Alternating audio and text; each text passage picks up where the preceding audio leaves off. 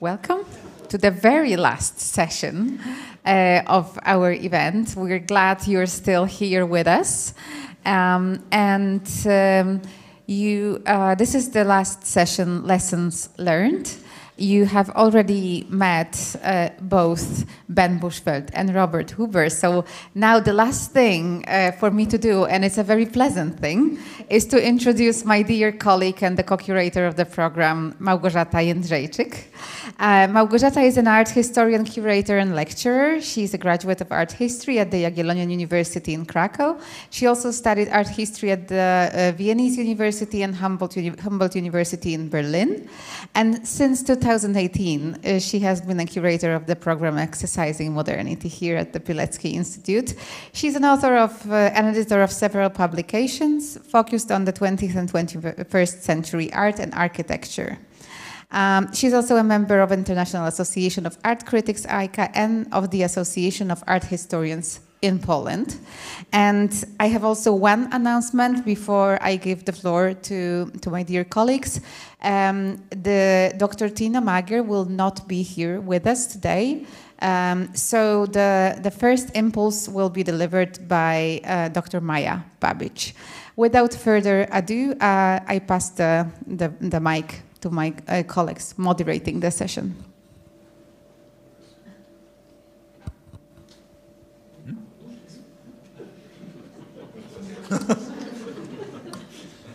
So we quickly decided it's my turn to do an introduction of Maja Babic, which will present us another impulse about another conference with a pretty similar topic. So we thought before we do our lessons learned, we will have another lessons learned. But this will be told to you by Maja Babic. I try to make it short, but it's not short actually. Maja Babic, huh? I'm going to blame Tino for everything that doesn't function, the shortness of text as well. Okay. Maja Babic explores the intersection of architecture and ideology during state socialist and post-socialist periods in East, Central and Southeastern Europe, with a particular focus on former Yugoslavia.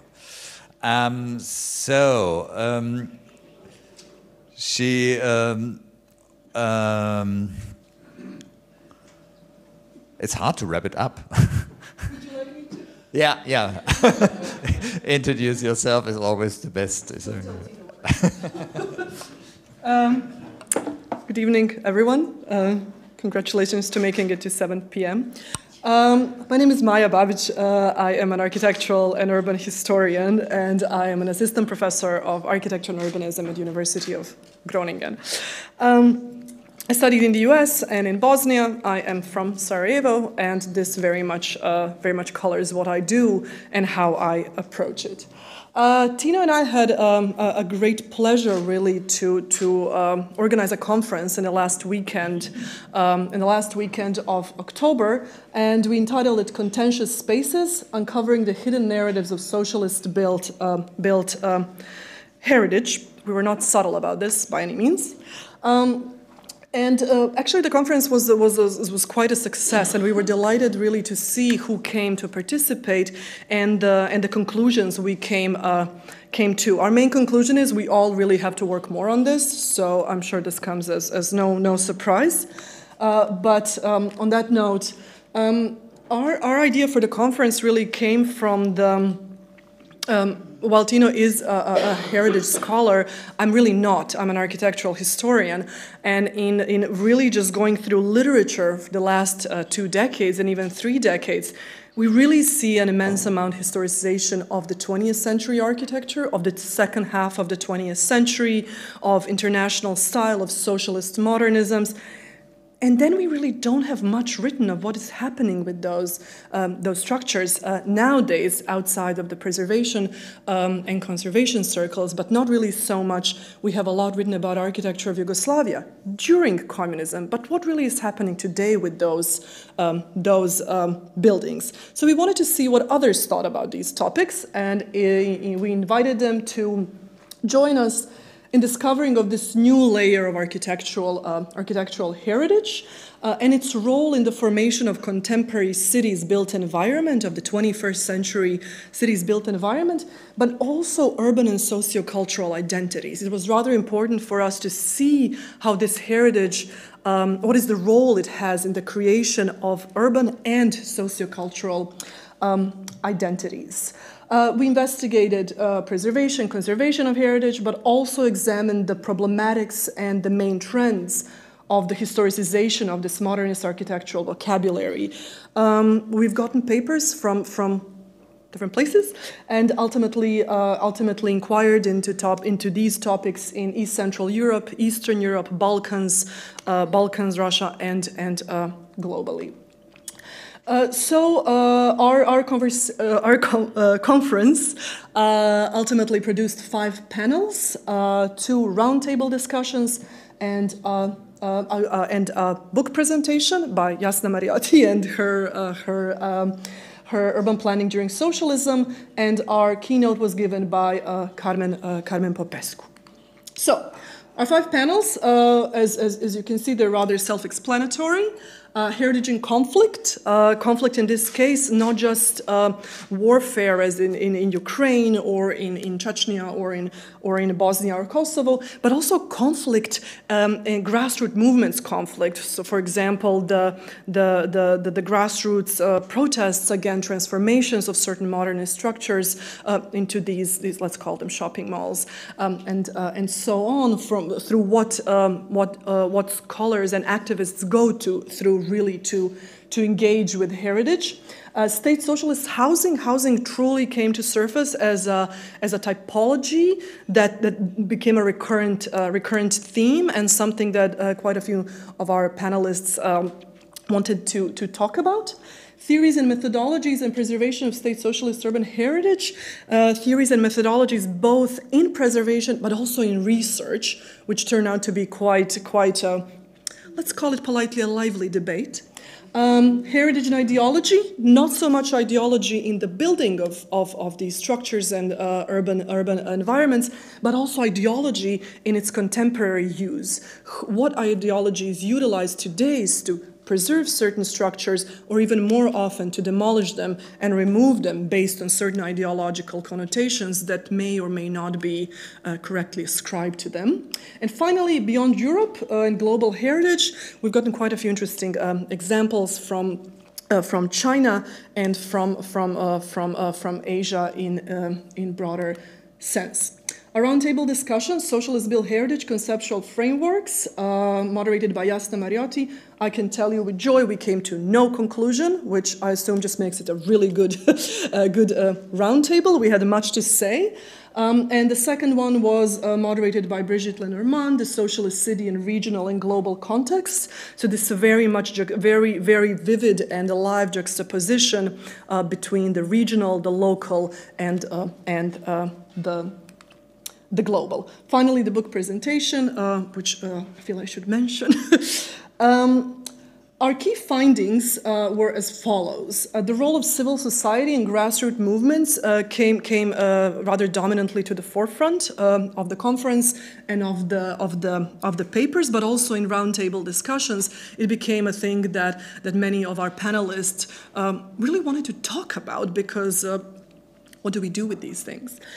Further, the differentiations between original plans, realized buildings, and current condition, which played quite a big role in these ideological processes around these buildings.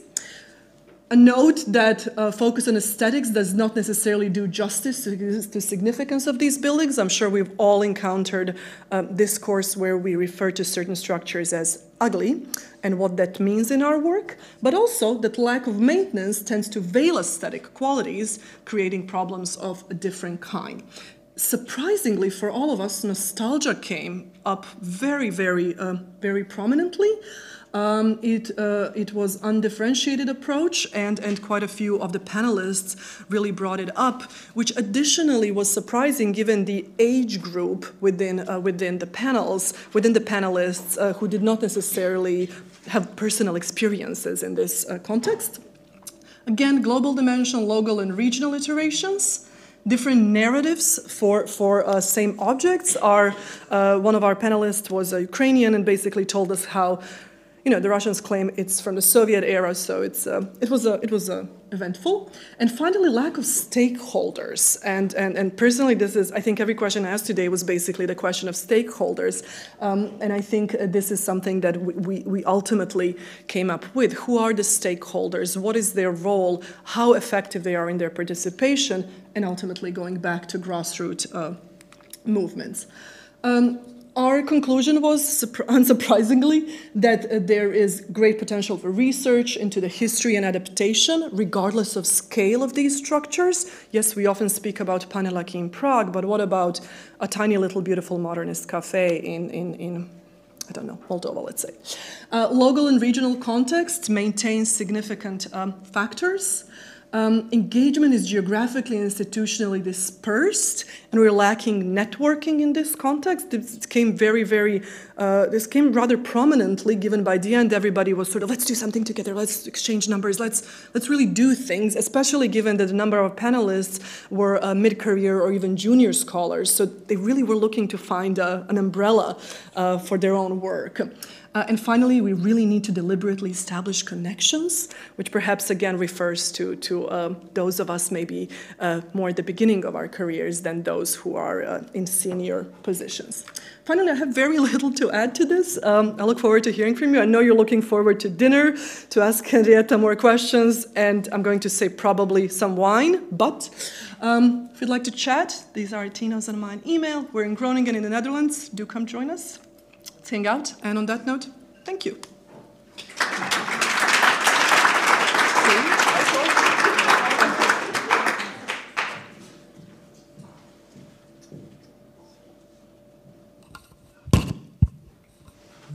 So now we move on to the second impulse presentation, and we move on to the presentation of Edward Denison, who is Professor of Architecture and Global Modernities at the Ballet School of Architecture, University College London, where he is a director of the MA Architecture and Historic Urban Environments, and teaches the seminar Multiple Modernities Architecture.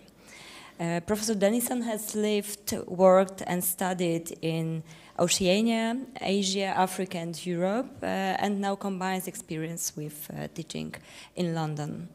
His research interests encompass the topics of imbalance of power, or to use the notion provided by Edward Denison himself, historiographical inequity. So the question how the research and writing of anthropocentric histories, especially relating to modernity and to the built environment, privilege the global minority over the global majority. He's an author of many books, twice been awarded by Royal Institute of British Architects, President's Medal for Research, and has many years of experience as an independent consultant specializing in urban and cultural heritage. He has collaborated, among others, for the UNESCO World Heritage nominations of Asmara and Kaunas, both successful, and recently also on Gdynia. So let's keep our fingers crossed also for Gdynia. In 2020, he co-founded the global collaborative MOHO-A, Modern Heritage of Africa, Modern Heritage in the Anthropocene, which published the Cape Town document on modern heritage, presented to UNESCO in 2023. And this document will be of special importance for the presentation. So I give the floor to you, Edward. Thank you for coming and joining our conference. Thank you so much for having me. This is the graveyard slot, so I'm going to try and be quick. I can't be as quick as Maya, though. Maya, that was absolutely phenomenal.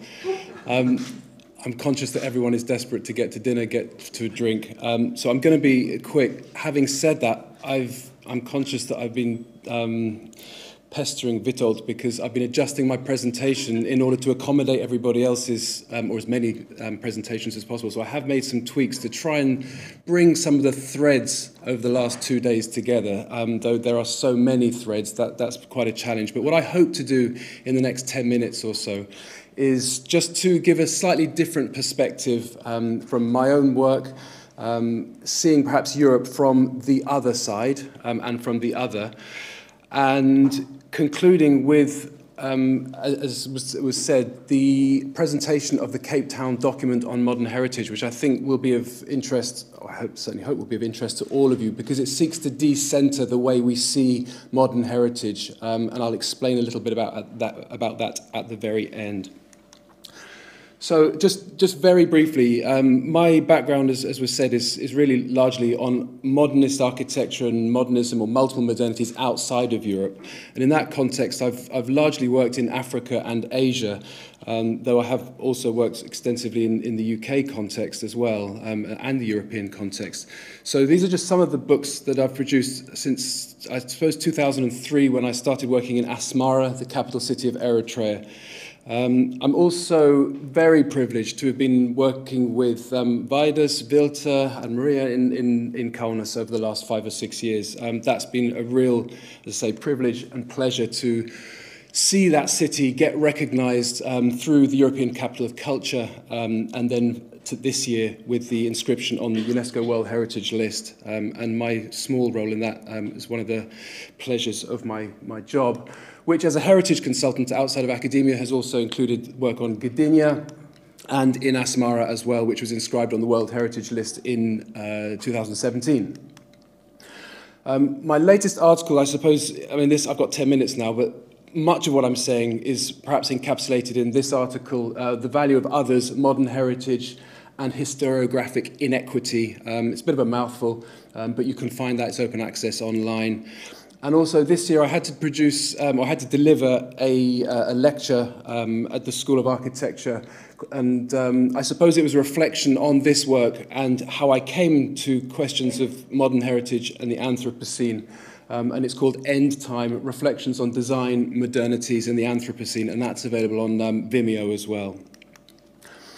So just to start from a sort of a theoretical perspective, I've taught this module in the architectural history MA at the Bartlett School of Architecture for nearly 15 years now, and it's titled Multiple Modernities. That title comes from the social sciences through a Jewish Israeli scholar, social scientist, Shmuel Eisenstadt. It helped me as an architectural historian just provide the framework for understanding modernities rather than modernity or a single modernism as I was taught as an architectural historian. And my work in China and in Africa didn't correspond or didn't align with anything I really read in any architectural history book. So this for me has been very helpful as a sort of a methodological and theoretical tool. And just very simply, in this journal in 1998, it states that it's a fact that Asia, like Africa and Latin America, figures less in major scholarly tomes than do either Europe or North America. And this brings us very close to the question of Orientalism. So for me, this was just stating the obvious. When I look at Africa, look at China, it just figures less. We've all talked about hidden histories and giving voice to minorities within Europe and obviously outside of Europe. So that resonated very strongly. Touching on Orientalism, it was mentioned yesterday, of course, Edward Said's seminal text. Orientalism is a Western style for dominating and having authority over the Orient. The idea of European identity as a superior one in comparison with all other non-European peoples and cultures. 2 years after Early Modernities was published in 1998, in 2000, a subsequent edition of Multiple Modernities was published, and it just cites that Western patterns of modernity are not the only authentic modernity. So these are quite simple and generic principles, but I think they're very helpful in providing, as I say, that theoretical framework. What I've noticed over the last 15 or 20 years, though, is how much traction that has gained in different disciplines, particularly architectural history, finally. I mean, architecture is quite a slow art in the best of times, but in architectural historical terms, it's exceptionally slow. But I am noticing that increasingly there's a lot more talked about, discussed, and accepting this fact that there are sort of multiple experiences of modernity. What's interesting with literature like this, which is by Howard French, Born in Blackness, is there's an assertion through his work, and this was only published 2 years ago, that it's not just that there are different modernities around the world that we can discuss and debate, but actually European modernity owes its debt to the exploits of European nations, particularly in places like Africa and Asia. So he says the first impetus for the age of discovery was not Europe's yearning for ties with Asia, as so many of us have been taught in school, but rather its centuries-old desire to forge trading ties with legendarily rich black societies hidden away somewhere in the heart of darkest Africa. Although fundamental to understanding how today's world was built, this elision is merely one of numerous examples in a centuries-long process of diminishment, trivialization, and erasure of Africans and people of African descent from the story of the modern world. So his thesis, as I say, is to argue that it's not just that we need to incorporate these in our understanding of modernity, but actually our debt to modernity lies in the continent of Africa and the exploitation of initially gold, but then, of course, subsequently through sugar, other forms of commodities, including, of course, humans. This resonates quite strongly with some of the published work I did in 2017 following our inscription of Asmara on the World Heritage List, that implicit in modernism, despite its international pretensions, is the assumption of inferiority of sites or forms of artistic expression beyond the West.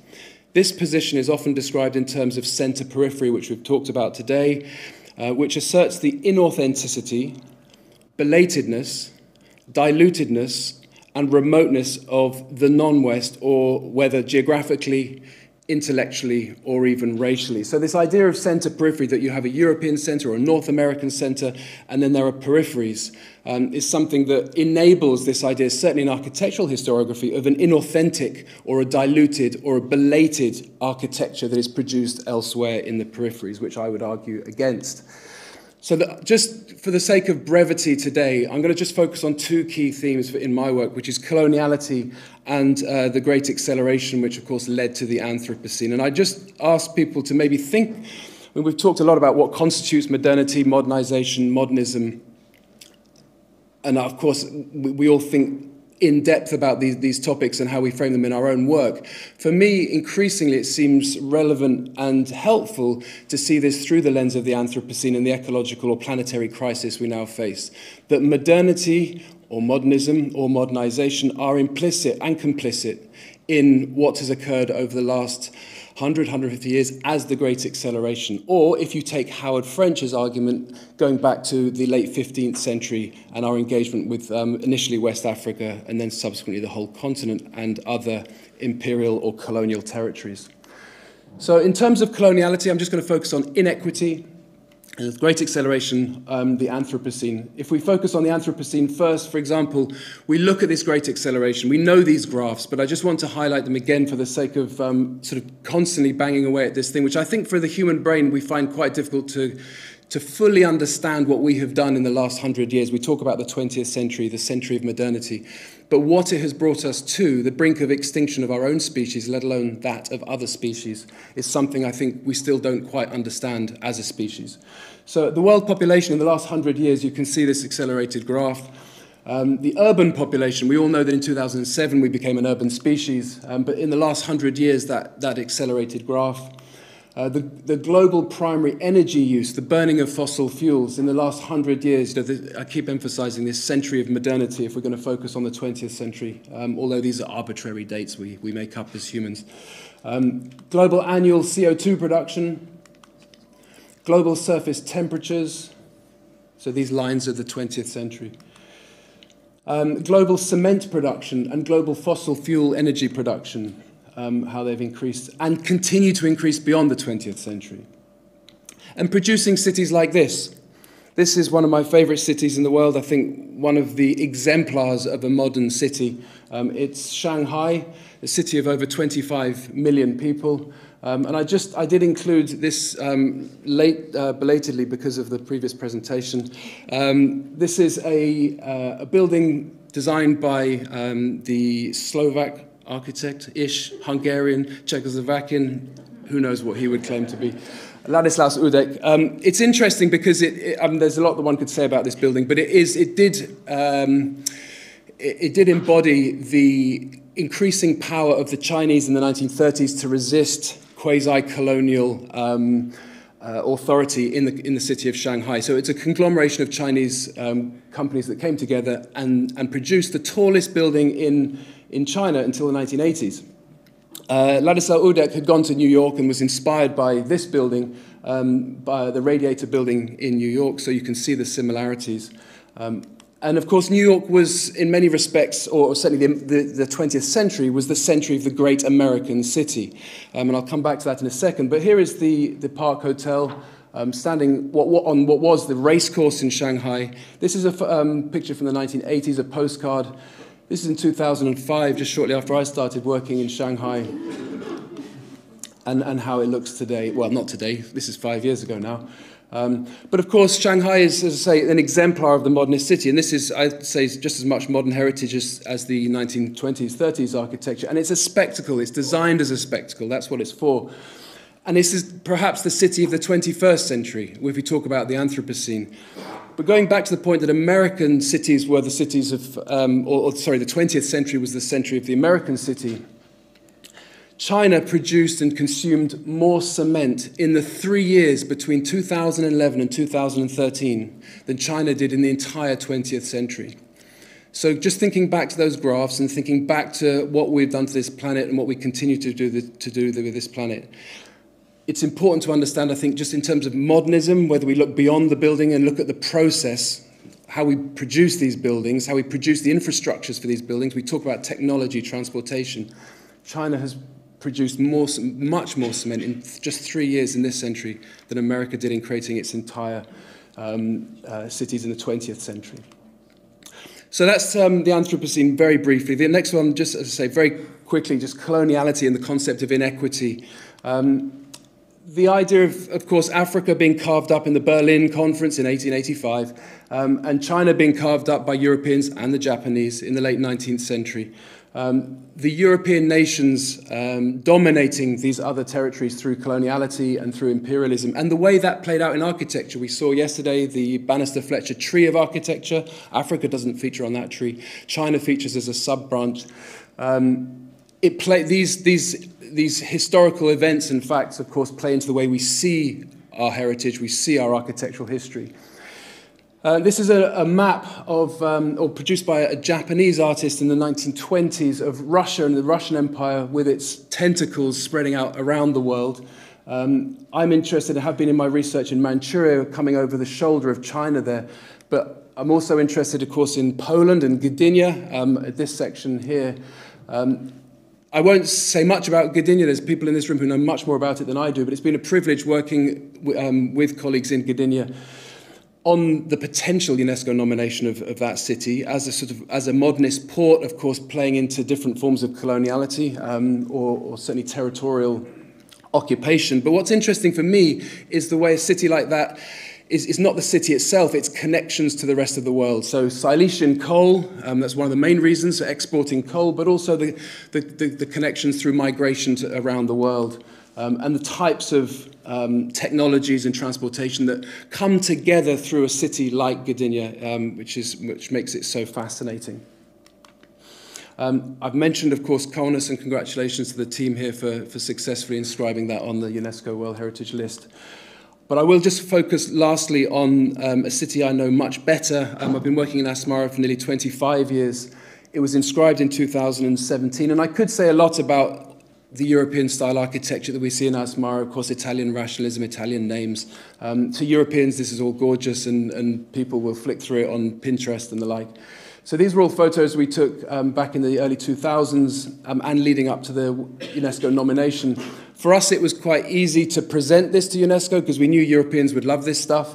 But what was really important for us was that criteria 3, and speaking of Maria's comments about ICOMOS's assessment of Kaunas yesterday, criteria 3, we had a similar experience. Criteria 3 for us was vital, and we were forced to drop that at the last because they didn't think that we made a strong enough case for the civilizational sort of continuity in the architecture and in the way the modernist city was built. To explain that very briefly, there are 2 points I'd make. This is the nominated property. I just focus on this area here. This is the sort of urban planned area.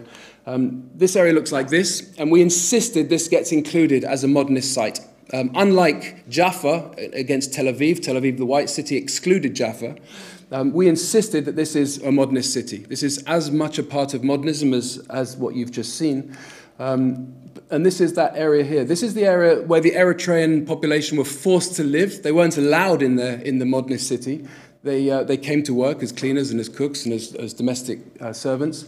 But under fascist rule, they were not allowed in that city. So this is the indigenous area, and this is the Italian planned city. And the nomination, we included both.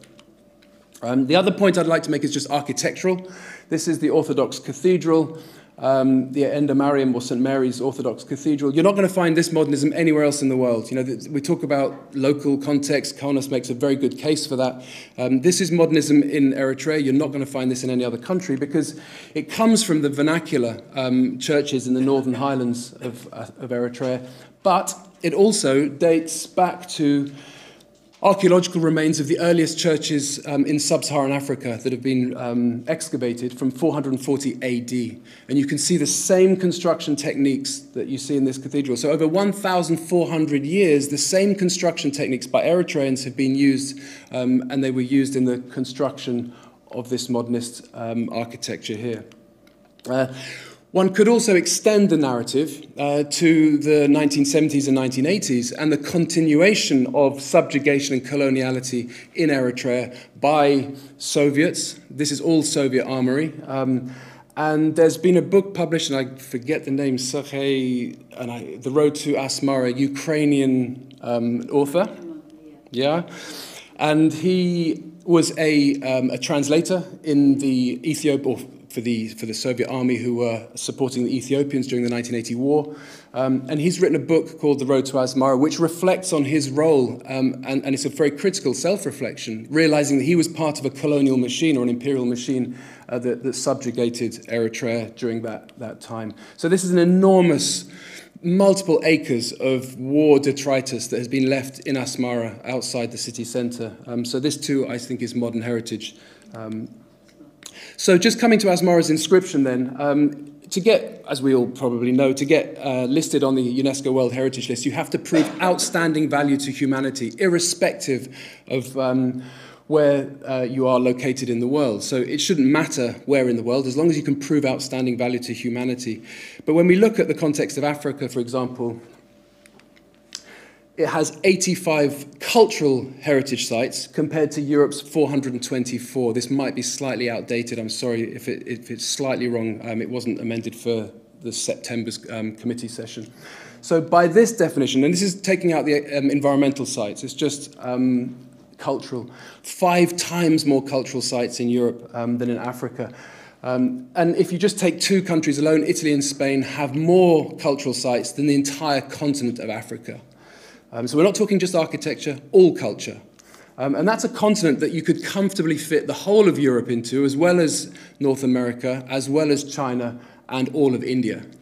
So the reason, I find this representation astonishing because the maps that we see as a 2-dimensional map also plays into the idea that Africa is diminished. Its territory is diminished by that stretching of a globe onto a 2-dimensional form. So it's worth reminding ourselves just how vast that continent is, and it's not a single entity, of course, either. So myself and many other colleagues who work in the heritage sector, both related to Africa, but also perhaps more critical of the way that modern heritage is conceived and perceived globally, got together in the early 2000s to propose to UNESCO that we set up an initiative, a collaborative initiative called MOHA, which stands, whichever you choose, for either Modern Heritage of Africa or Modern Heritage in the Anthropocene, or both, if you like. And in 2021, we held an online conference hosted by the University of Cape Town to really open up this question of what constitutes modern heritage of Africa. And Uta at the back here was as well as Vidas and Vilta, who joined the one last year, was instrumental in supporting that initiative and participating in that initiative, along with about 500 online participants from all over the continent and beyond the continent, to really question what is modern heritage of Africa, and to question the way we describe, we define the context or the subject of modern in a sort of an international context. A selection of the papers were produced and published in this peer-reviewed journal, Curator, the museum journal. That's open access online, so please feel free to find that online. And then the following year, taking the second theme, modern heritage in the Anthropocene, we hosted a conference last year at the Bartlett School of Architecture with over 50, I think it was 54 presenters over 3 days, to blow open that idea of sort of challenging the modern canon that we had done the previous year with Africa and put it on a planetary scale in light of the ecological crisis that we face. So this was a really invigorating conference that as I say, over 50 people presented at. And the proceedings, I've got a copy if anyone wants to have a look. I'm afraid I've only got one copy, but that was just recently published, and we're going to be doing another special edition of Curator Journal, which will be out in January. That will be a selection of the papers will be published in that. I'm just going to finish on the Cape Town document. In the spirit of the NARA document on authenticity, I hope that many of you will be familiar with this document that questioned the idea of authenticity in from a European perspective. In the spirit of that, we produced the Cape Town document. We produced a draft in the first conference, and we've produced a final draft in the second conference and have presented that to UNESCO. And it's to try and challenge the way we understand modernity. And the preamble, I'm just going to read very quickly, and then also the recommendation. The Cape Town document on modern heritage advocates an equitable and sustainable approach to the theory and practice of modern heritage in a planetary age, calling for a reframing of how modern heritage is defined, identified, conceived, valorized, protected, and safeguarded. The document responds to the paradox that modern heritage is simultaneously of modernity and also threatened by its consequences. By acknowledging the role of inequitable and unsustainable practices that give rise to and often characterize modernity, so that's slavery, imperialism, colonialism, and fossil fuel dependence, the Cape Town document on modern heritage is a decentering and restitutive framework aimed at sustaining modern heritage for future generations in a more cohesive, inclusive, and equitable way. So I hope that it suits everybody. It's not taking anything away from the former centres.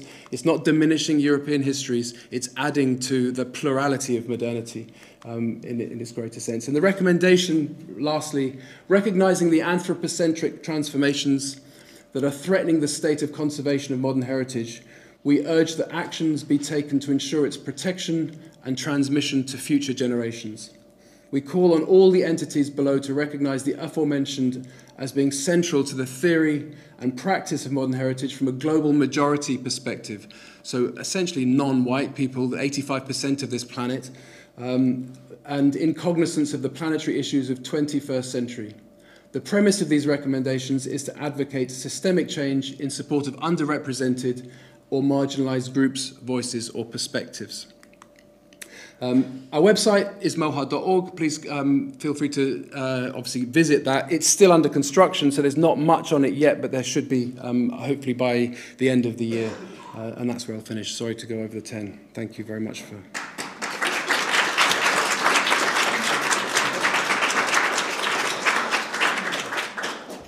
Thank you very much for this very comprehensive overview of the background for the MOHA conference. For just a small remark for all who wonder now, actually you respected the lessons learned and we're still hearing presentations. The idea was that we take 2 lessons learned from 2 previous other networks, conferences to enrich our lessons learned from our conference, so that it happens that there is a taking on to lessons learned from other conferences, you know, given to the next conference. So that was actually the idea. Yeah, thank you for the quite comprehensive input. And so as we thought, we heard 2 input lesson learned from other conferences. We thought we could easily add another kind of input because, like, as we figured out during the last 2 days, there's a lot about the media coverage, it's responsibility on the media coverage or the exchange of media with back and forth over the probably mostly monodirectional over the Iron Curtain or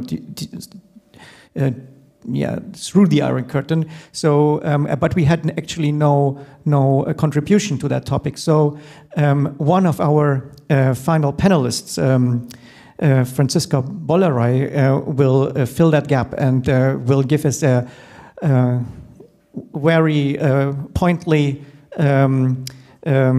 short input as well on this coverage between. But she will introduce the topic herself, and I will introduce quickly her. Shorten the CV.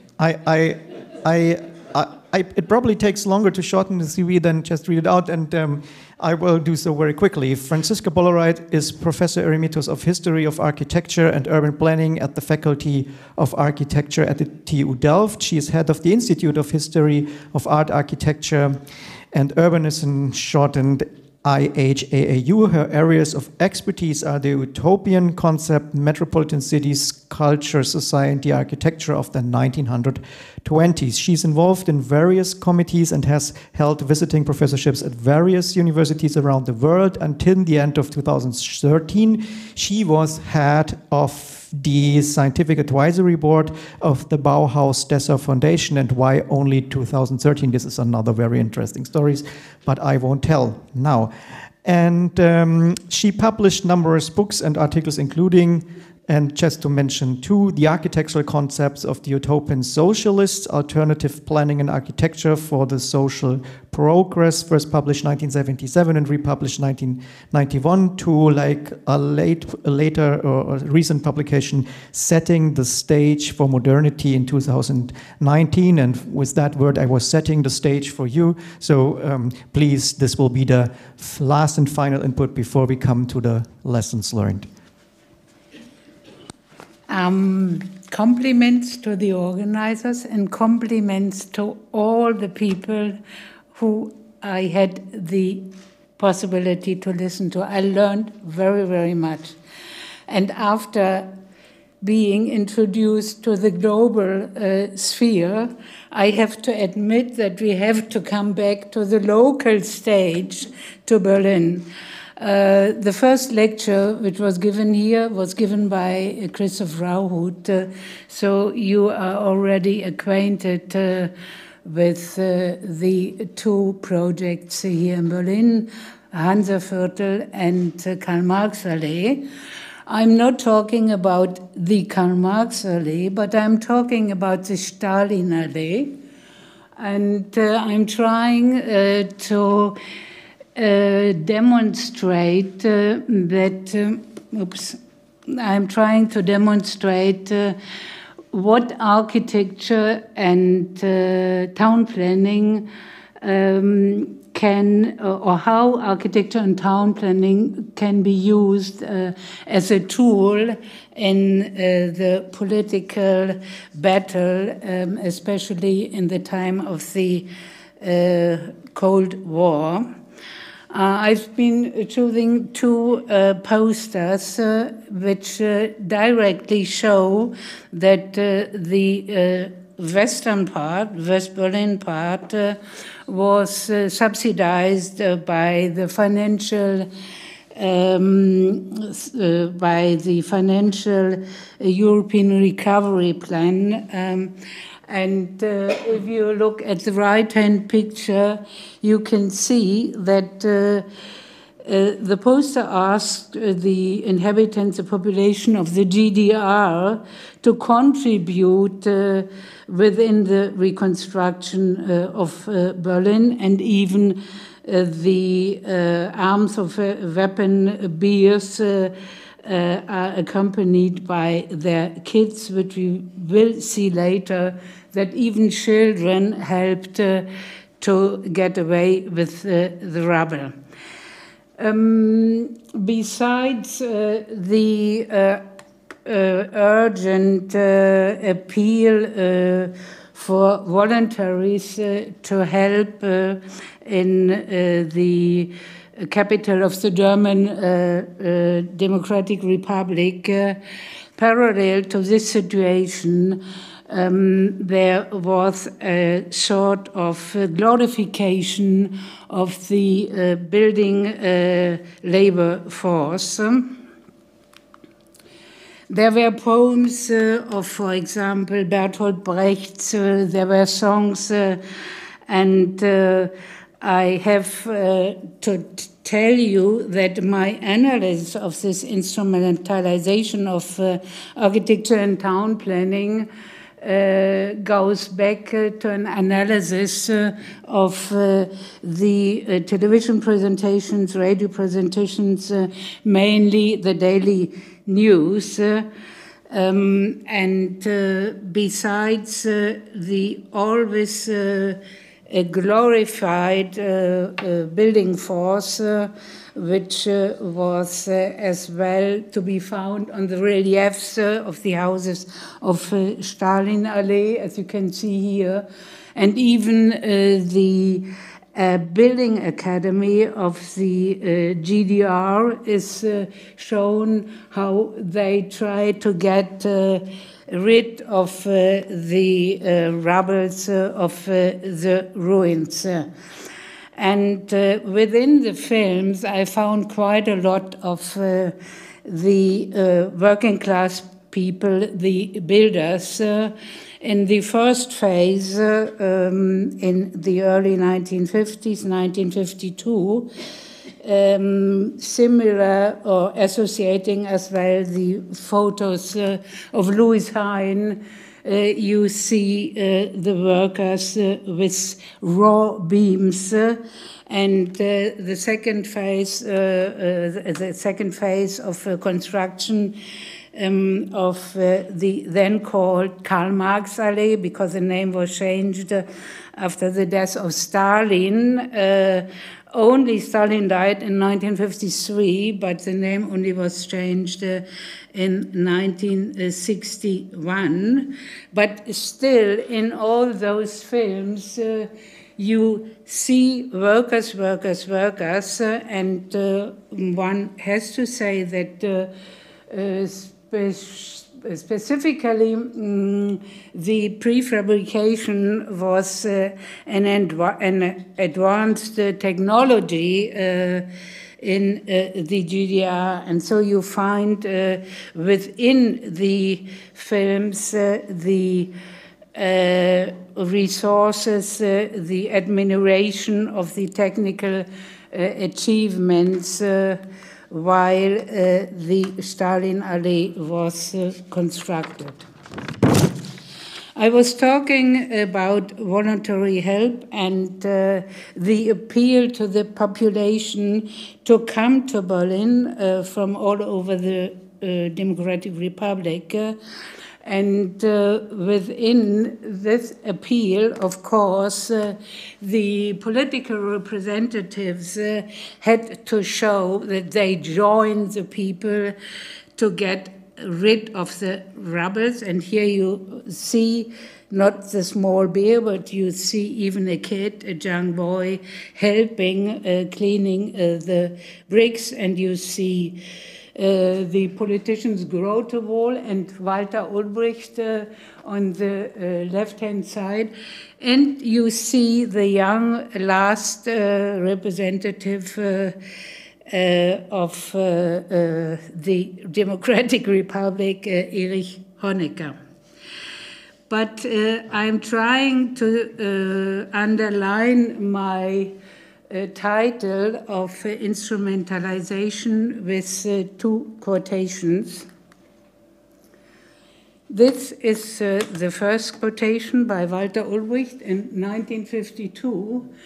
They, and with they, the builders are meant, they proceeded from the correct perception that underbidding deadlines in the construction of our Stalinallee would mean a decisive blow to the enemies of humanity, the American imperialists and their henchmen in West Germany. So Stalinallee and the houses was one of the means of Ulbricht to battle with the American imperialists. When in GDR, the builders were the most important representatives for the building of Stalinallee, in Hansaviertel in West Berlin, the protagonists who appeared on the stage were the star architects. Here we have one of the performances, Walter Gropius, on a balcony on his house in Hansaviertel, talking to the TV watchers how important his input was for the West Berlin Hansaviertel, and the other then star architects, Le Corbusier, who was not busy in Hansaviertel, but with his own project in the west of Berlin, Oskar Niemeyer, then head of the Union of International Architects, André Tchoumi, Pierre Vagot. And now I am coming to the quotation, which is the counterpart of the quotation of Walter Ulbricht, a sort of lip wisdom of the so-called American imperialists. Claire Booth was the representative of the Minister of Foreign Affairs, and this is a part of the speech she gave during the opening of the Congress Hall, which was built by Stubbins and today serves as a very interesting cultural forum. In this hall, people will be able to openly declare the convictions. The West has developed its fundamental attitude from the fact that all people are equal before God. This results in freedom as a political, prosperity as the economic, and equality as the social destiny of the West. The West has had to learn through experience that no utopia can be bought by kneeling before the tyrant, and that determination of spirit is the only effective defense against violence. This is the answer to Walter Ulbricht battling against the American imperialists. I'm just only showing some pictures demonstrating a little bit the atmosphere in the Hansaviertel, quite airy character compared with the earth-rooted neofuturistic architecture of the Stalinallee. Above left, you see the then important, or not the then acting person responsible for the town planning in West Berlin.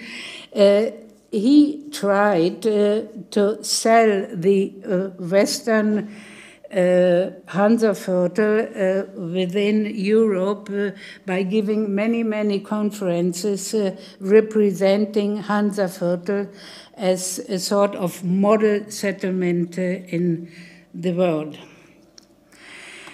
The most attractive sites were the interiors, the model apartments, as a sign of Western consumerism, which in Germany then was called das deutsche Wirtschaftswunder, German economical success situation. And the last picture of how the visitors experienced the Hanseviertel, attractive as probably with the same attractiveness as the model apartments, the journey with the lift above the building site. And only shortly I found this citation, and here Hannes Maja is referring to a meeting of the then, in 1947 April, candidate for president, the Republican American Stassen. If our best Marxist on this globe, Stalin, says that a situation is conceivable for decades to come in which two fundamentally opposing economic systems in the world develop in parallel, then, of course, the cultural and civilizational concerns, including, of course, architecture, must also be opposing and develop quietly in parallel, which means the two-foldness dominates in all areas in two systems, each of which will develop separately. That's what he wrote to a colleague in 1948, and referring to this meeting of Stalin with the then president candidate. I think those two pictures of the topping out ceremonies very clearly express the twofoldness which Stalin is, or Maja is referring to, the connection with the Western Allies and on a scaffolding on Stalin Allee, the portraits of Grotewolf Stalin, etc. Robert, you asked not really a lesson to learn, but yeah, you have to. You will be asking lessons to learn. But I would pose a question. Do architecture and town planning still need ideological anchors? Be it social, political, national, regional, or environmental, or do we submit ourselves to the free market of capitalism and star architects? And this goes a little bit in your direction, that we encounter today an equalization giving form to our cities worldwide, be it Budapest or Shanghai or Paris or Rome. Thank you so much.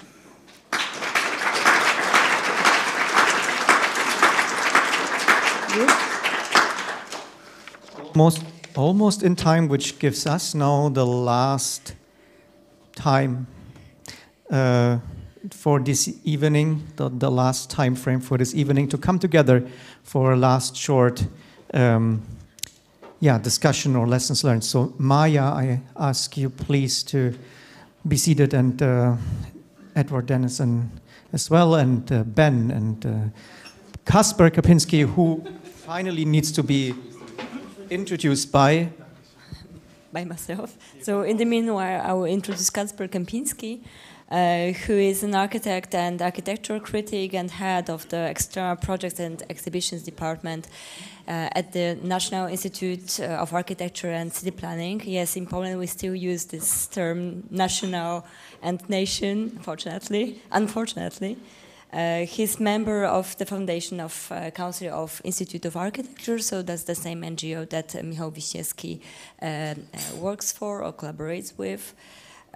He's also a curator of many exhibitions, architectural exhibitions, among them the Eastern Wall, architecture of Zbigniew Kepinski, and Anthropocene exhibition last year.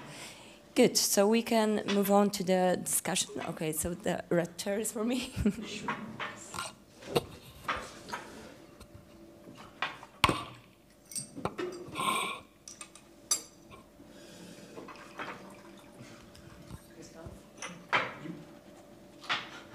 So we don't have any scenario for this last part, as the plan changed. And I would start with maybe first question to all of our speakers, our guests here on the podium. So what was kind of reflection that was the most important for you, referring to the last 2 days, to the last this day, because Kacper just arrived today in the morning. So what was, is there was any like revelation for you or a kind of idea that became important for your research and for your research interests? We will start with Maja. One of my problems was that except the lecture of Helena Dudova, who tried to analyze the structure of production, and your lecture putting the town planning and architectural production into a broader scale of our environmental problems. Most of the lectures, very interesting, very deeply researched, concentrated on a smaller scale. So this was a little bit my problem.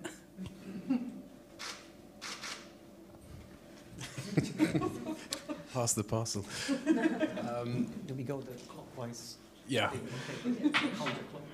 I mean, I share a similar view, I suppose, but one thing that came strongly out of our first conference on modern heritage of Africa was the local context. And I think partly because Africa has been under-researched comparatively, the strength of appetite for understanding the local and its place in the global was really strong. And that was a revelation to me in our first conference, but also interesting that within Europe we're still focusing on quite local things, which I think in the context of Europe maybe can be problematic because, as I mentioned, I mean, in my question yesterday was, can we talk about European history without colonialism? Because what was produced in this continent came mostly from outside this continent, or certainly in its relations, knowledge production within a more planetary scale. And I just think, just to finish, that for me, and particularly with our students, and their generation who have these concerns so front and present in everything they do, we need to get out of a 20th century mindset and think about the 21st century and beyond, and how we conceptualize what we all enjoy with our research on modernism, whatever that might mean to individuals. We have to see it within a planetary realm, no longer a global, no longer national or international, but a planetary field. I will have to move a bit from that, those two comments. I think for me, the listening to these presentations in the last 2 days, in particular today, I think the difference comes between, and again, personally, you're more than welcome to disagree, is the distinction between heritage scholars and architectural historians. And I think this is something that really came to surface in regard to frankly, I thought I would, I don't know, not see this difference to such an extent. So I'm assuming that's perhaps more methodological or even theoretical. The second thing is that I think there is a bit of a generational distinction that I think comes from this conference, what you were saying, and what I saw 2 weeks ago at our conference, where we perhaps see a different shift in topics dealt with different generations, and perhaps those more established scholars and those up and coming, where I do have to say those newer generations do still deal with very, very locally, very local elements. And I'm curious now, after your comment, why this is. Is it because they have not been trained, or is it easier, or is it simply a starting point? So I would be curious to see what happens in 10 or 20 years, and where does this move into more regional or even global.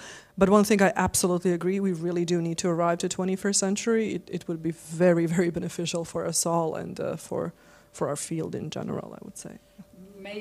Maybe the tactic to attract young people, the only one is to bring them near to the problems which are, again, near to them, before you can then try to put them on a larger scale and larger level. Maybe this is necessary.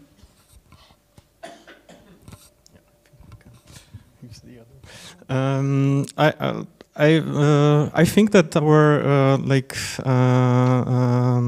observations are quite similar, or the similar area of observation we are touching. Because first would be the exactly this 20th century mindset, but also in terms of like borders and this identity of nations and so on. I mean, I know that this is maybe difficult for like art or architecture historians to say, let's Slovak architecture, Polish architecture, or whatever. But on the other hand, it's like in the terms of like constantly changing borders and so on. Like for me, as a not the historian but architect who do some research, is not that relevant to the like describing architecture history, because I'm referring more to the space than to the political history itself. And this would also be connected with the other thing I noticed that. Again, maybe it's because of the profession differences and what you observed, that like we saw a lot of the citations and descriptions about architecture made by the researchers, the scholars, and so on. And the source materials were mostly like the drawings shown.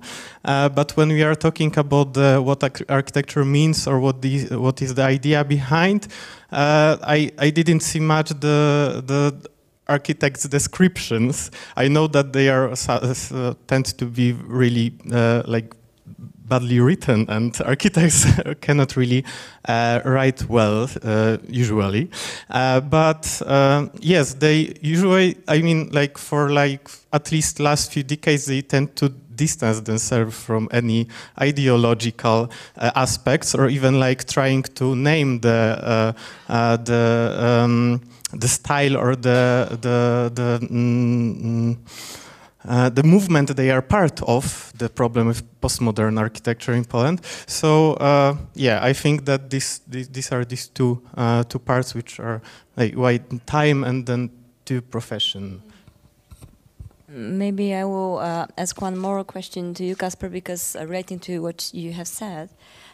Because at the institute where you work for exhibitions, but also international projects, you actually try to overcome this this focus on 20th century, and also to incorporate problems and issues and questions which are relevant for today, not only for the past or regarding to past, but also for today. And how is the reception of this kind of attitude in the society, in different groups that you work with? Yeah, so we are also the cultural institution, not the research institution. So this is also the difference, that we are trying to translate the scientific knowledge or the researches to the language which is understandable for the broader audience, not the professional audience. And for them, so we need to play with some history, personal history, or the attachment to some historical objects, also like modernist history, but also to touch the very current issues to make it relevant for any visitor. And that's why we were our main task was to cope with the post-war architecture in Poland, but in any post-war architecture exhibition we are trying to do also the part where we try to look into the lessons for today. And yes, the Anthropocene was, I guess, the exhibition we made it the most. So we also this professional background of us is half we are architects, half architecture art historians. So I cope with this problem of maybe different area of interest in what is the architecture history on everyday basis. So. But yes, for me the space is itself is the most important of how it works. So that's why I might be ignorant for the issues of definitions and naming them. With naming there is. Huge issue, and that's a huge topic, what we have seen during the 2 days of the conference.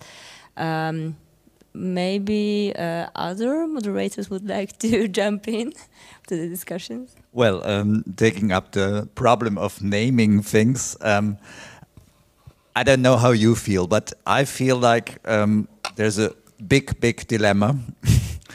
At the same time, I think all those national idioms that we heard are necessary. They are interesting from a scientific and a historian's perspective, definitely.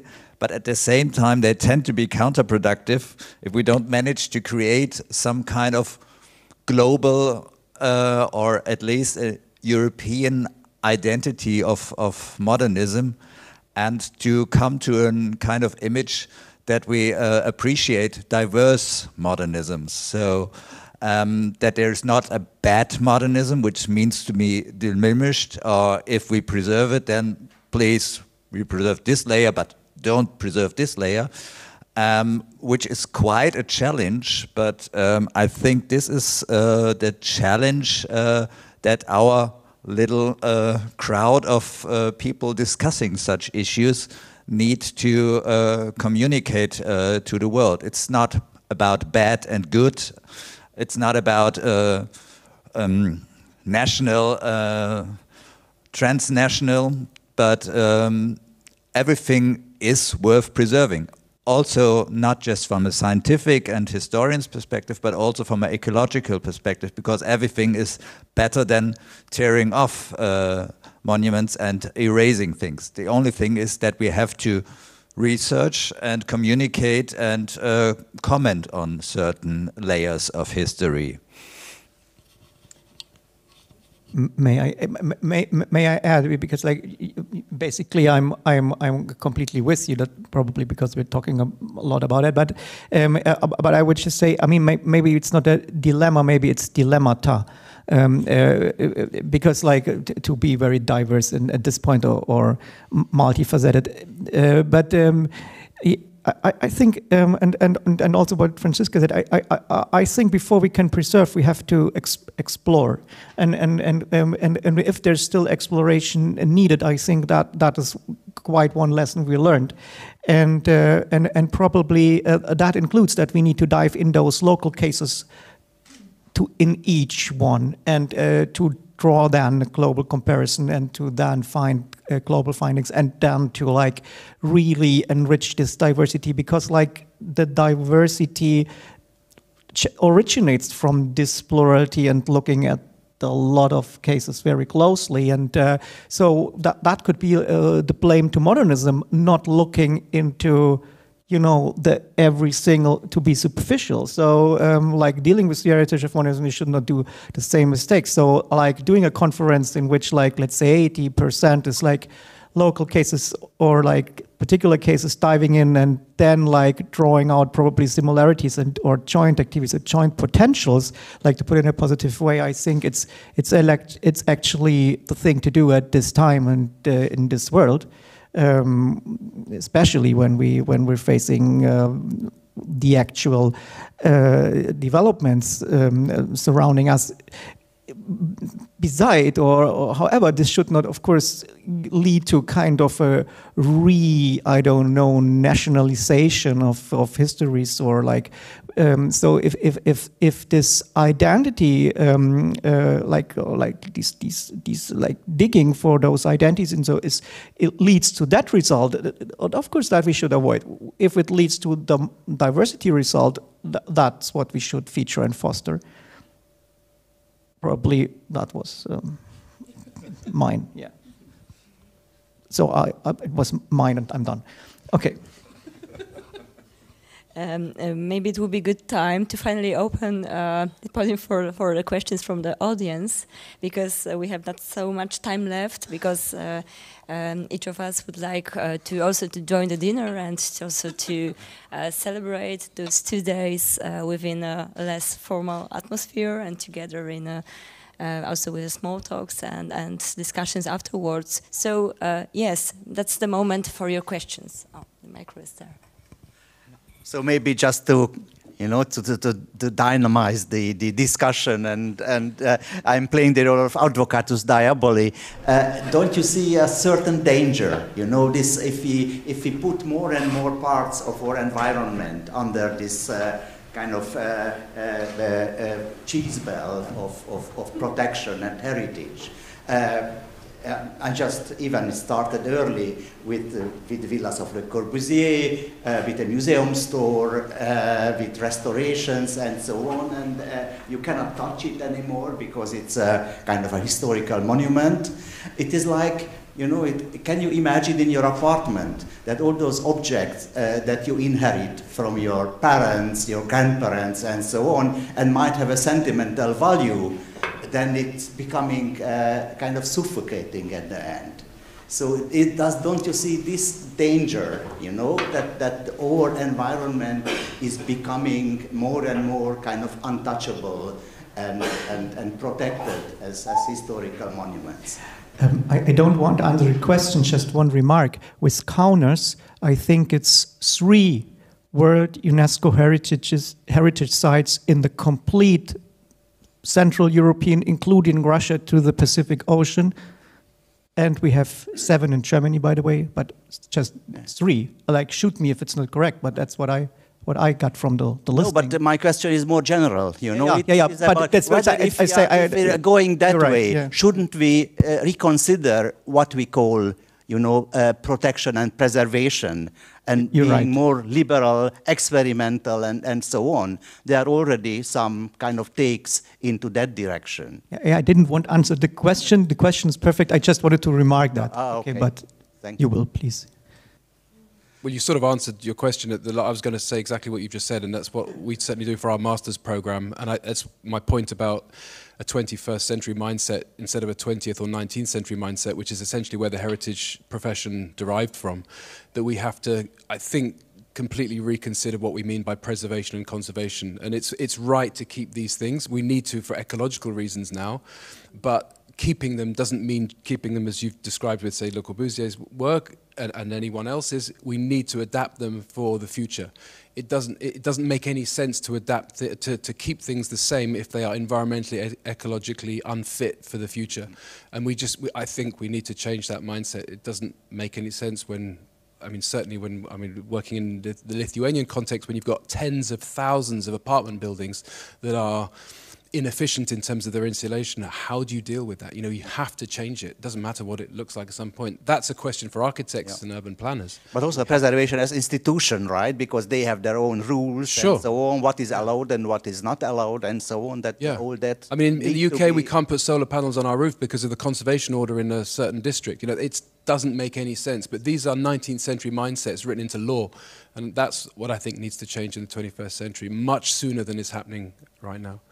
Just to add to your point, there's only one modernist site in the whole of Africa, and that's Asmara. So there's a lot more that could be preserved, yeah.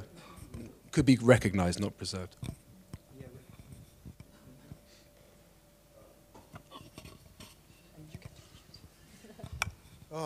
I wanted to continue this provocation because we heard quite incompatible ideas.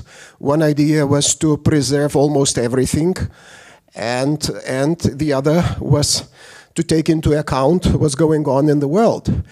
But what I want to emphasize that a lot of modernist architecture, as well as large parts of cities, were actually not planned for a very long use. Technically and technologically, they employed materials and constructions which are basically are outdated today. A friend of mine, a professor in Italy, he recently did a very kind of interesting comparison. I think yesterday there was this Corviale shown. So he compared Corviale to some other quarters which were done in a traditional way in Rome. And these, traditional techniques, the houses are more than 100 years old, and they do not need any kind of serious refurbishment. Meanwhile, Corviale and certain other buildings are almost literally falling to pieces.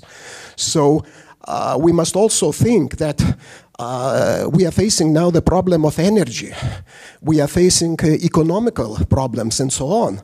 And simply even to recycle or redevelop all these projects is almost unrealistic, because I spend a lot of time in Asia, and they, during the energy boom, they built huge skyscrapers with lots of glass.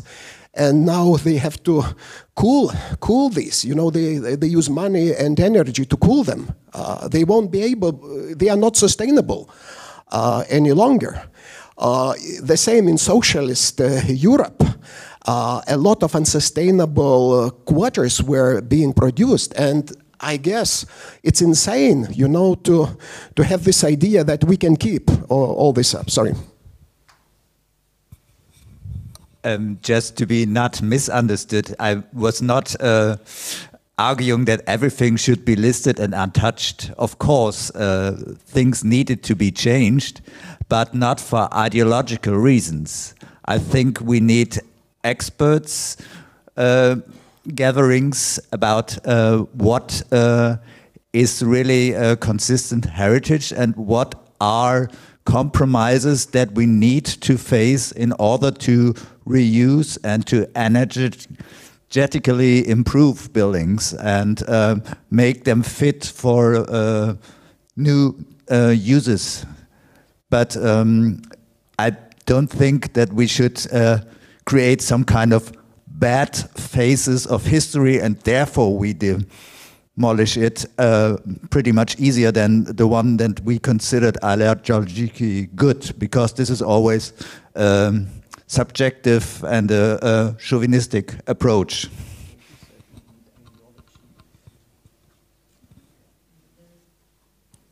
Yes, thank you. If I may, like from what you said, I think it was very interesting, your feedback. I would also maybe say that there was like too little consideration about what it means to like about this term modernism, because if you, for instance, read Bruno Latour, he's saying we have never been modern, and he's basically criticizing this modernist division between nature and culture. And he's also like speaking about this modernizing front, and I'm wondering like if we just like use this term modernism like without any critique, maybe we're just like part of this modernizing front, which is maybe not up to date anymore. So like, are we using modernism as a label which we can like kind of present in the public, and then it helps to protect these buildings, or like just like to maybe reflect on this terminology as well. May I Yes, add please. a question? Because, for example, in Germany, there are about 4 to 5% of the building stock are listed monuments. And so we know the problem, which was not only mentioned, which was clarified by Denison, Edward Denison, was that there is a problem which is beyond the listed monument. It is beyond of this small selection of what is called cultural heritage.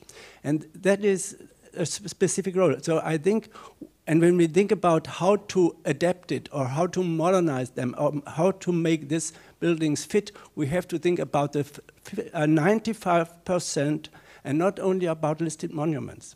And that is a paradigm shift which is necessary not only on the conservation field or on the field of cultural heritage, but in general in the whole building sector. That is why we are talking now and discussing the question of modernism, because modernism is disliked often, and it is said it is a temporary solution which should be replaced by the next generation. I do not believe that this is a motto, that this is a strategy to survive. So we have to keep it. We have even to keep it if it is ugly, if it is from ideological, from ethical point of view, it's not estimated, we have to keep this. And the segment of monuments, we have to think about researches, as we discussed it, but also about experiments. We need, I think that the listed monuments, that they could play a model role how to keep existing buildings and how to modernize them or how to adapt them to new functions and to new requirements. And that is what you can learn. That is the lesson you can learn by modern heritage, which is listed, how to refresh it, how to refurb it, how to alter it to make it survivable. And that is the lesson which can learn for the rest of the 95%. And that is why heritage protection is still necessary, even if it cannot solve the problem. Sure. Do we then do not need a new ideological fundament, and do we not need a new charter made by UNESCO interpreting and expertising and giving a fundament again for what we have to do with our heritage? Well, maybe I add a question. Probably the question could not be, do we need a new ideology? I would say probably we need a new way of storytelling and a new way of appreciating narratives. Because like what your Kacper said, actually kind of brings together the remark from Akos Morawansky and the remark from Helena Huber-Dodova, because like I think that of course what we definitely need is when we consider the whole modern heritage, I mean it's actually the whole built environment on the one hand. When we talk on the other hand about the Bauwende, what we all talk about like the building turn, you know, what you talk about in Germany, so Abrissmoratorium, nothing has to be demolished anymore. So then we need desperately new categories of dealing between demolition and preservation. And how do we explore these new categories? So we need actually new narratives and new stories of circulation and whatever. So for my behalf, not being a presenter here, but from my understanding, so I think modern reuse, like what I use as a terminology, can be leading to kind of these new narratives. And then you also have a definition what the term of modern, how the term of modernism and how the term of heritage could be made productive or could be made progressive to tackle our contemporary and future challenges. Just adding, I would also mention not only new narratives, but also new methods, new methodologies, and also the ways of going beyond the schemata that we have been using for so many years, dealing with modern architecture.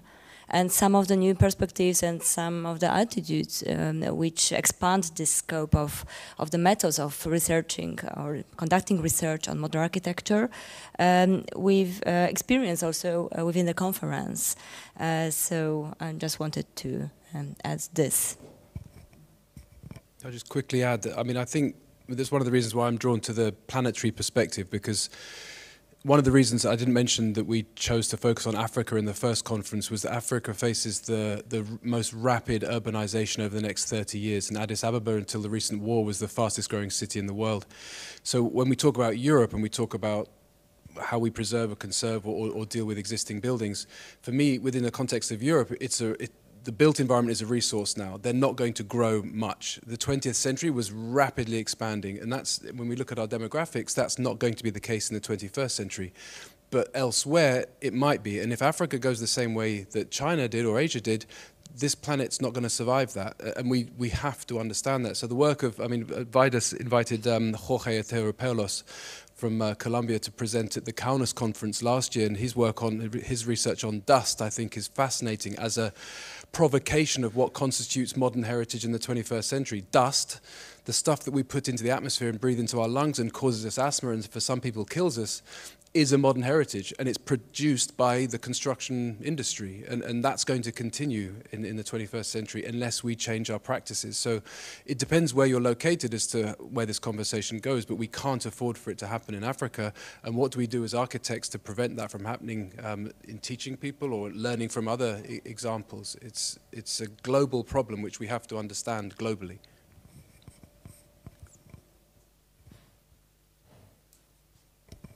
Any other questions and comments? Yes. Because if we are going further to kind of question terminologies, then I start to wonder whether heritage is the right word, because heritage is a burden very often, you know, and should not be protected. So probably this whole discourse could be kind of reframed if we are thinking about this, what exactly a term like heritage means. I think that it's the question also of like the term of also the legal frames of preservation of monuments, and that we will start preserving buildings which are maybe not yet recognized and will never be recognized as valuable for cultural reasons, but will be valuable for the climatic reasons. And this is the case of postmodern architecture, which we are now facing, that the buildings are like the lifespan of buildings are shortening. And yeah, we are saying that maybe modernist architecture was temporary solution, but then the postmodern architecture is now even shorter lifespan. So and now we are facing like the problems that we are that the postmodern architecture is scheduled to be demolished for the new construction before it even gets to be recognized to be listed. So so we need another, first we need some listing for the heritage as heritage, but then maybe some kind of climate heritage. I mean the completely different logic of preservation of not building as the object, like the finished object, but some values as the space it creates has. So in terms of modernist architecture, maybe maybe the facade will be replaced by some new solution, but the idea stays. So that's.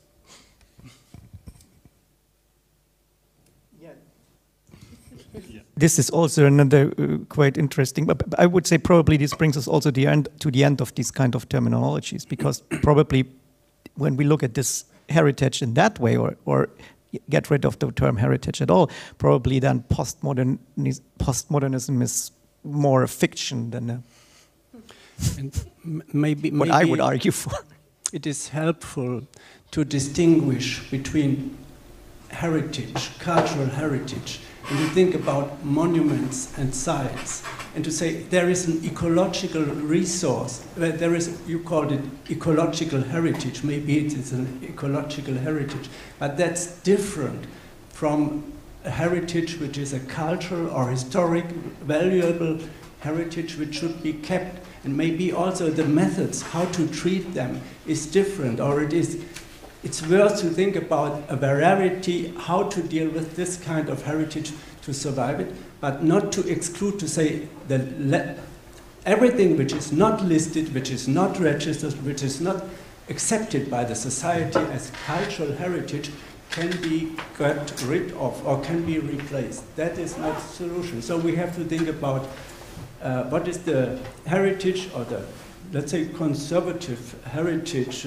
approach and perspective and responsibility, and what is the responsibility of those who are responsible for urban planning, for spatial planning, and for building regulations. That's a different part. It's included everywhere, but I'm not sure if the conservationists, which are less than the 5% of which are listed, if they can take the responsibility for climate change, for greenhouse gases, and all these things. That's too much. With all favor for heritage protectionists, I mean that's probably more a holistic task for the whole society. But I just one question to Edward, if I may, because it now came to my mind after I had processed what you were saying. Like, we can't let that happen in Africa. I mean, that could be also kind of misunderstood as a quite colonialistic. So I think we have facing another dilemma here. So definitely. When we say we need to prevent something, and then we do allocate that to certain areas in the world, probably do you think we can do this, or they can do this, or who would do this? We can't let it happen the same way that has happened in Asia over the last 30 years. But who decides? Well, it can happen, but the planet will pay a very dear cost. So I think it's a reflection of what has to happen in the architectural profession, in urban planning profession. All the built environment professions need to change the way they operate and the way that they have got used to over the last 150 years. We need to learn from other experiences, which is happening in Africa extensively already, in terms of the way they build and the climatic resilience in buildings. So we need to learn from Africa as much as Africa needs to learn from the rest of the world. The mistakes that we have made. We can go down that route. I mean, no, it's not for me or anyone to decide. It's just if we as but who's we and who's they? That's a kind of a problem. I mean, any architect or contractor who's working in the context of the Middle East or Africa, advocating the same practices, the same models that we've done over the last 150 years, we're going to see very severe consequences, catastrophic consequences for the planet. And it's incumbent on all of us, I think, to teach a generation of architects and built environment practitioners a different model. I mean, whether it's building in wood, which is already advancing very rapidly, whether it's building in stone or another context, whether it's with earthen structures, these things are old technologies which can be greatly enhanced with modern knowledge and understanding. We just need to make those changes. We cannot practice the same that we've been used to, whether it's in heritage or whether it's in the built environment professions, because we will all pay the price for that. So it's not for any one of us to say we can or cannot, but we know the consequences. We've learnt the consequences that have occurred over the last 100 years. Yeah, you're true. And beside that, it won't be possible to happen because your figures showed that, and because the figures you showed that they also tell that China is using, like, I guess 80% of or did use during the last decade yearly, some years 80% of the cement or concrete anyway, so there would be probably not be enough sand and concrete and cement left to do so in Africa parallel to that. But I don't know. I mean, this what you consider would mean that there would be a global we in the first place before to not fall in the we and they again, you know. I mean, going back to there was I'm sorry, it's been a long couple of days, but we were talking about national identities and we'd all like to be considered European. Personally, I think we need to think of ourselves as humans. And I know that sounds cliched, but the reality is the practices that we've conducted over the last 100 and 150 years, as the Great Acceleration shows, will have catastrophic impact on most of the urban population around the seaboards of continents, or through fires, or through the dust that's in the air that pollutes our lungs. So we need to start thinking as a species rather than as nations or continents. So I use that as an imprecise and imperfect term, but for lack of anything else, I think we need to start thinking planetarily and as a species. There's nothing to add, right?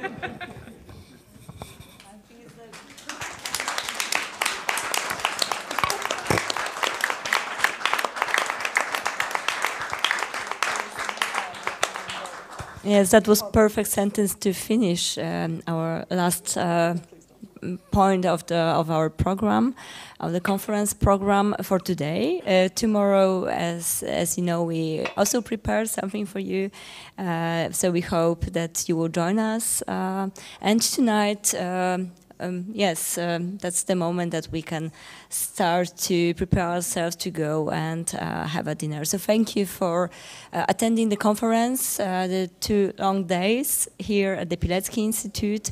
Thank you for being with us, for all questions, comments. Yes, and have a nice evening.